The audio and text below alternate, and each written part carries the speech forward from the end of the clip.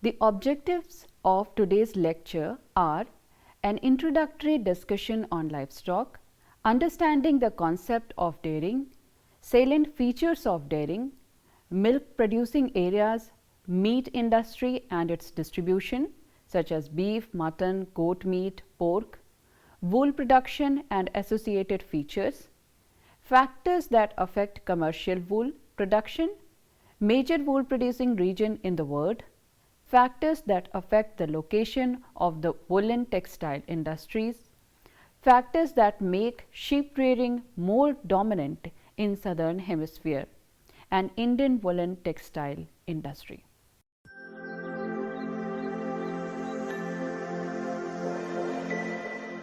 Animals have always been important resources of man as they fulfill the basic necessities of food, clothing and shelter of man, besides serving as beasts of burden. The role of animal in present-day economic structure is largely confined to primary sectors. Cattle are by far the most important animal, for they provide milk and meat and are also used for draught purposes. Sheep and goat areas also sources of meat, milk and wool. Alpaca and vicuña are raised mainly for wool. Ox, camel, mules, yak, llama, alpaca and elephants are domesticated for draught purposes.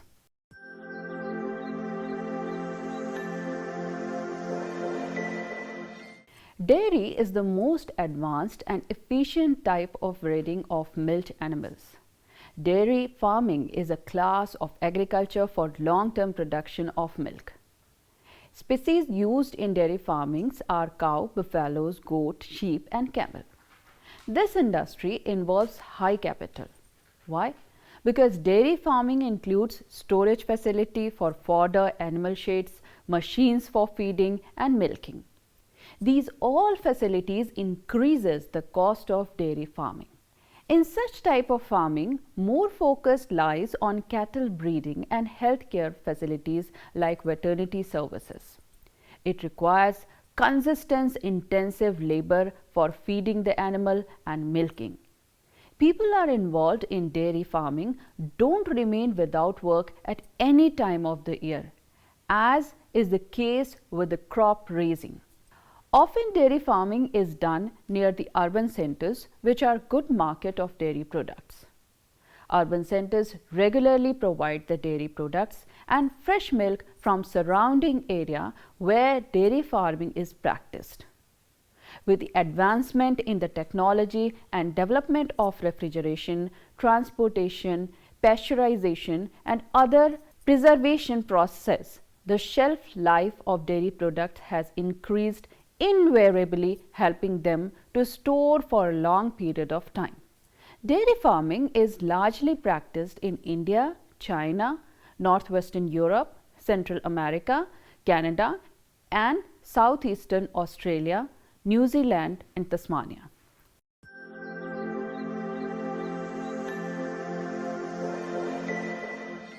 As you know that cows are the most widely raised animal for dairy. In the countries like Russia, America, Canada, Australia, New Zealand, Argentina, Northwestern Europe and India too, cows are often domesticated and reared for milk. In India, buffaloes are also highly prominent for dairy purposes.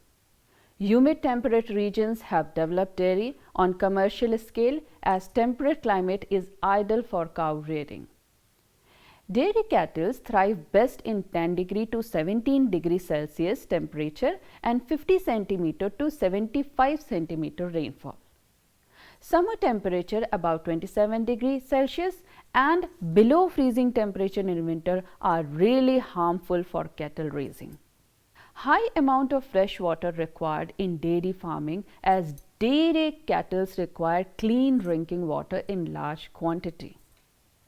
Approximately, I can say, around 200 liters of water are required for a single cow.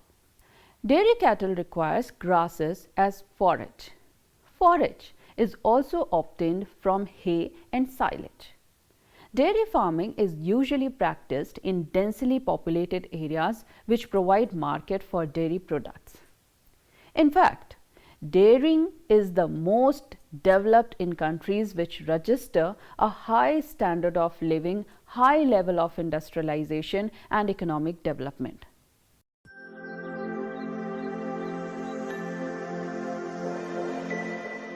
That USA has more than 15% of the world's total production of milk and milk production, such as Michigan, Ohio, and New York are the leading states in dairying. So far as Canada is concerned, the densely populated part of Ontario and Quebec have the most developed dairying industry. Canada contributes about 2% to the world's total milk production.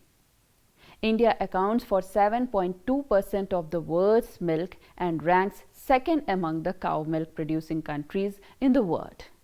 Most of the milk is produced from buffaloes.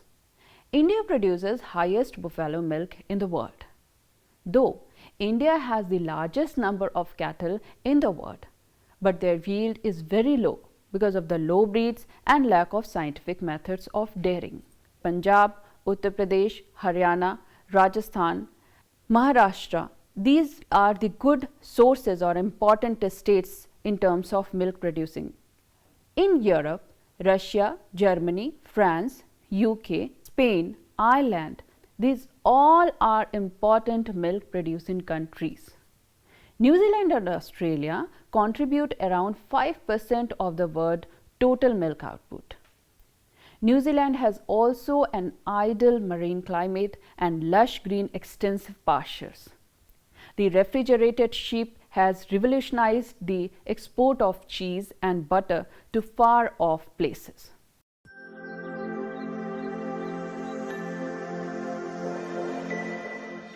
As you all know that meat is the flesh of animals used for food, with most of the world production focused on beef, pork and lamb, with some countries, regions utilizing buffaloes, camels, goat, horses, rabbit, exotic games.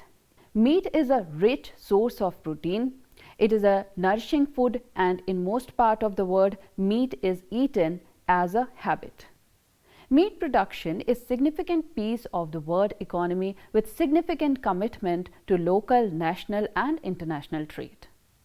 Poverty and religious taboos are significant factors restricting the use of meat. There might be numerous ways to the fate of meat production. The first might be the bias in developing countries who acquire purchasing power. The interest for meat will increment considerably given an important source of excellent protein in eating regimes of numerous individuals. The prevalence of meat as a nutritious or delightful food will remain high for quite a while to come, however difficulties to how it is delivered and its effect on the world's current circumstances will be feeling the squeezes for quick and not so distant future. Meat industry is highly developed in temperate and cold regions. In the cold climate countries, meat is a primary source of food, while in tropical climate countries, it is consumed largely for taste or luxury.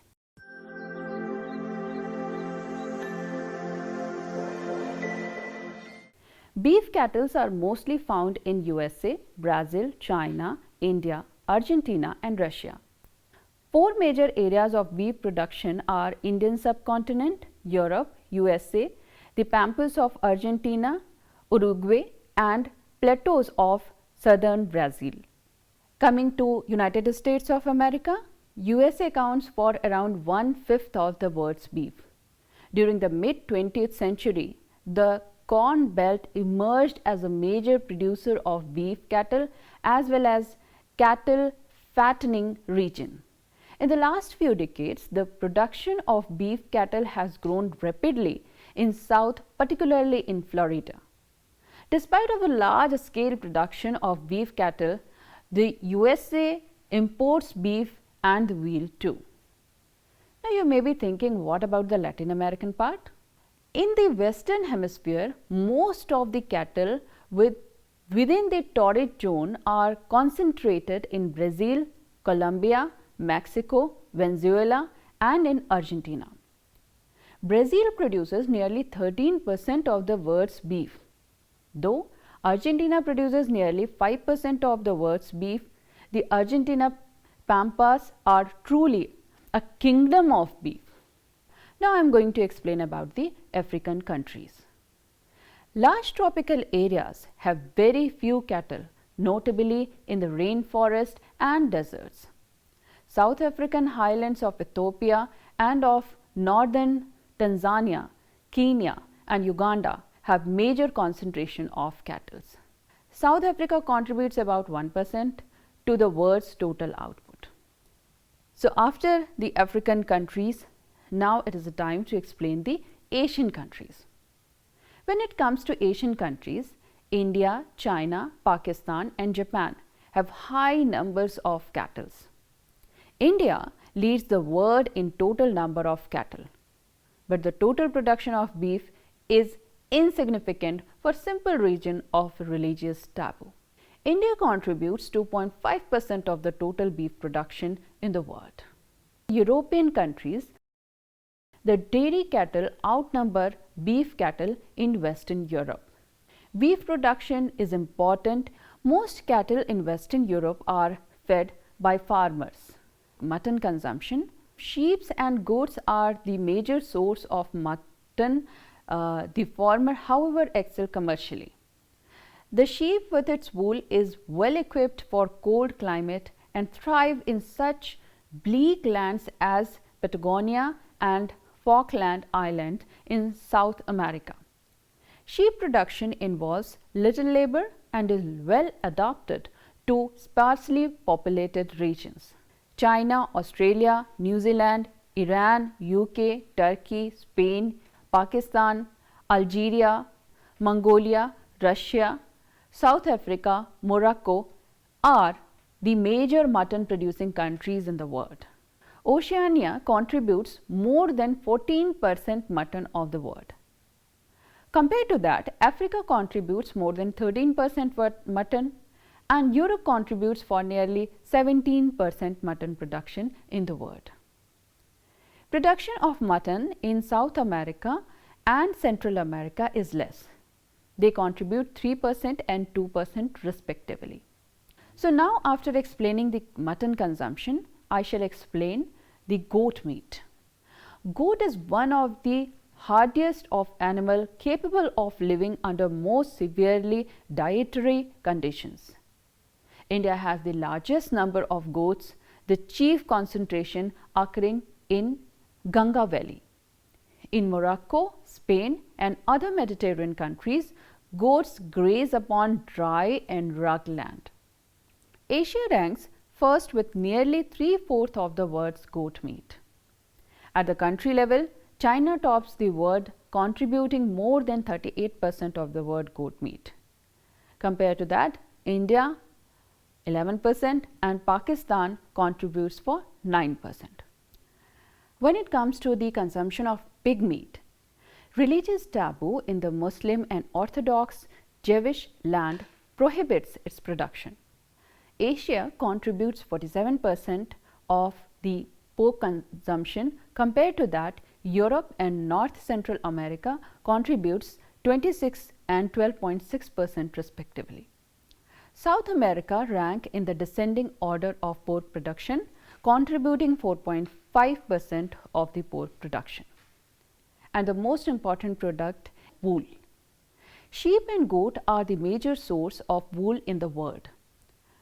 Though llama, alpaca and vicuna of Indian highlands are also known for their fine, long and soft wool. Wool is the fiber obtained from sheep and another animal including goats, Angora rabbits, etc.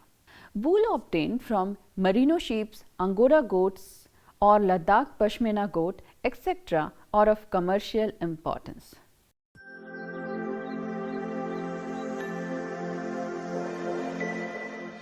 The first important is the climate. Sheep grow well in dry and moderate climate, such as neither too hot nor too cold. Humid climate is not suitable as it encourages the spread of infectious diseases. So, vegetation pastures with dry conditions are ideal for sheep grazing. So, vegetation is the another factor. Third important factor is the breed. The quality of wool is determined by its fiber, diameter, length, softness, strength, etc. The finest and the most valuable wool comes from merino sheep, breed reared in Australia, New Zealand, Argentina, South Africa, United Kingdom, etc. Merino wool is typically 9 to 12 centimeter in length and is very fine. Wool taken from sheep breed reared for meat is typically coarse and has short fibers. For example, Indian tropical sheep. Now, fourth factor is economic of scale. Availability of land, population, competition from other occupations, etc. affect the commercial success of wool production industries.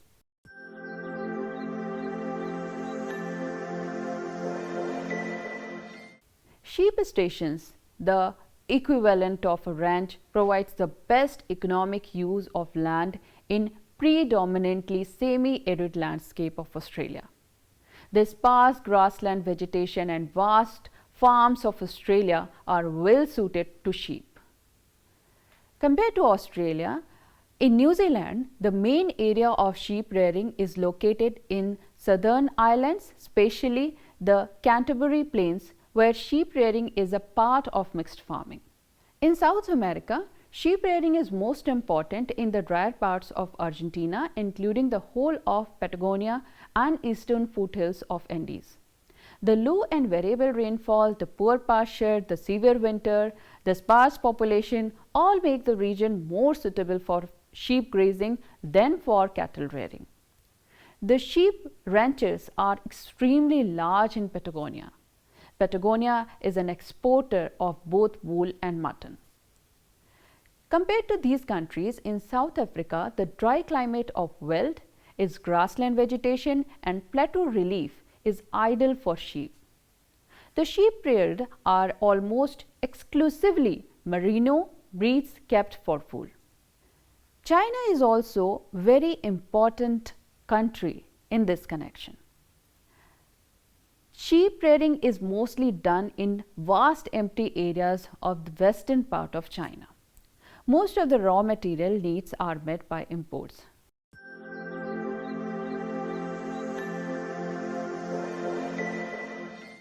The first factor is raw material. The woolen industry is not weight lossing. Hence, mills can be established at far away places from wool producing areas. For example, mills in Northern Hemisphere import fine quality wool from far away places like Australia and New Zealand. The second factor is wool quality. Finer wool can be used for garments, while coarser grades are used for durable outwear or rugs. For example, in India, the wool produced in coarser and hence the industry tends to focus more on durable goods. Only imported wool from Australia is used for quality apparel making. The third important factor is transportation. Wool is perishable and lightweight. It can be transported over longer distance economically through waterways. So, mills that work on imported wool are usually located close to the ports to reduce the transportation cost. For example, mills in Mumbai and Chennai. The fourth important factor is market. The woolen industry is primarily market oriented. Wool fabrics holds more air, which makes them excellent insulators against cold. Hence, most of the woolen apparel industry is located in the temperate coastal regions of Northern Hemisphere. So, industry located in the tropics is mostly export oriented. The other important factor is power, water and labor. Similar to cotton, though Australia is the top producer of wool, it does not have a significant woolen textile industry. This can be attributed to an insignificant market in the regions and high labor cost. On the other hand, cheap labor plays an essential factor in the establishment of mills in the tropics.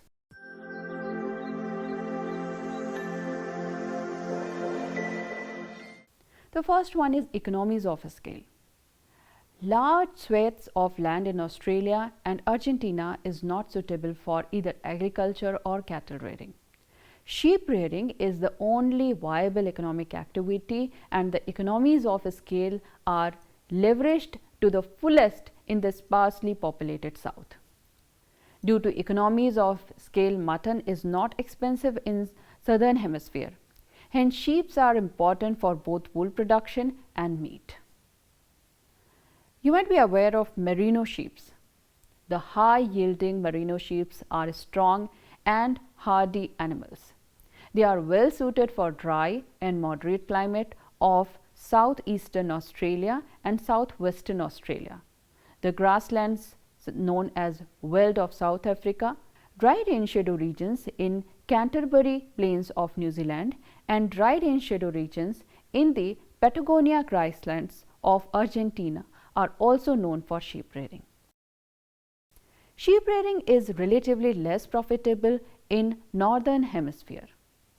Cattle and pig can be raised in the factory farms, and hence beef and pork are lot cheaper than mutton. Sheep are sensitive to stress and cannot be raised in extreme confinements such as factory farm settings. They need to be kept longer and open pasture to get them to market weight. Hence, sheep rearing is less profitable compared to cattle rearing, poultry, etc. Also, relatively high population pressure means large sheep ranches cannot be established like in South. So, economies of scale factor is missing here. Now, I am going to explain you the rise and fall of sheep rearing in United Kingdom. Britain has for centuries been a sheep raiser and an exporter of pedigree sheep. During the colonial time, the woolen industry thrived around Yorkshire. Both locally produced and imported wool was used to feed the mills. Sheep rearing declined in the later stages due to stiff competition from cheaper Australian wool imports. Just like the cotton industry around Manchester, the Yorkshire woolen textile industry is now heavily dependent on the imported wool from southern hemisphere. Sheep rearing, which used to be a major occupation, is now a part of mixed farming system. The principal British sheep areas are now those where agriculture or cattle rearing is not viable. They include the pasture lands of the Scottish Highlands, the Pennines, the Wales Mountains, etc.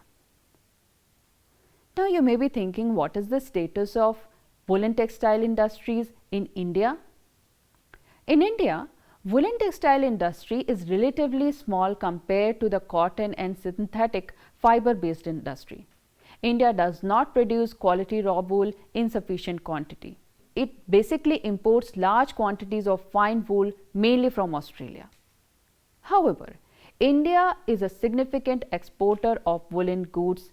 Cheap and abundant skilled labor is the favorable factor.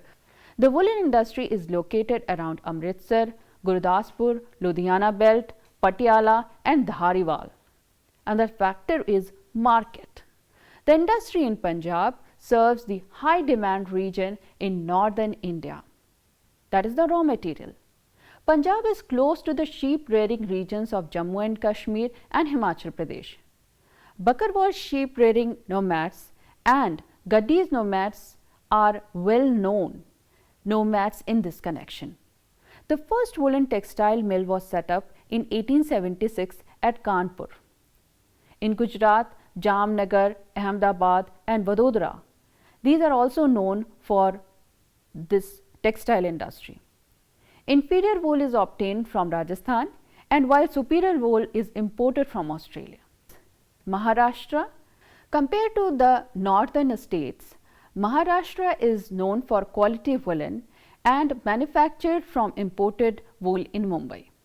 Jammu and Kashmir are significant producer of handloom and powerlooms woolen goods. The famous Kashmiri shawls are produced from Pashmina wool.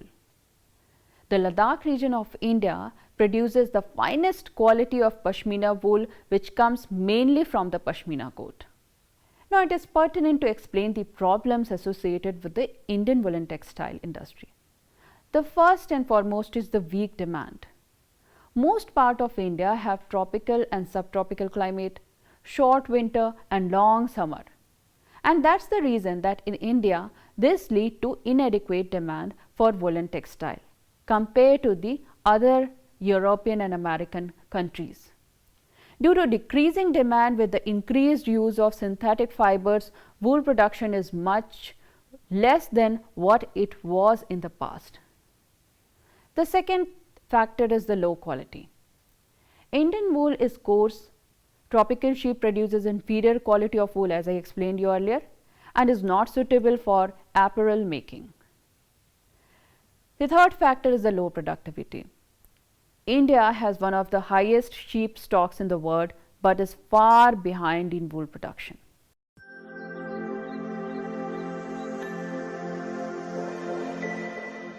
So, at the end, I can say that livestock is a primary activity that provides various types of materials useful to human.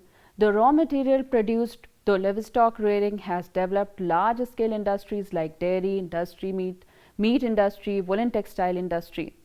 Therefore, it becomes quite imperative to understand the origin and distribution pattern of these economic activities. In this chapter, we could have properly understand how dairying is done, wool is used and meat is used. We could also understand about their importance and distribution around the world.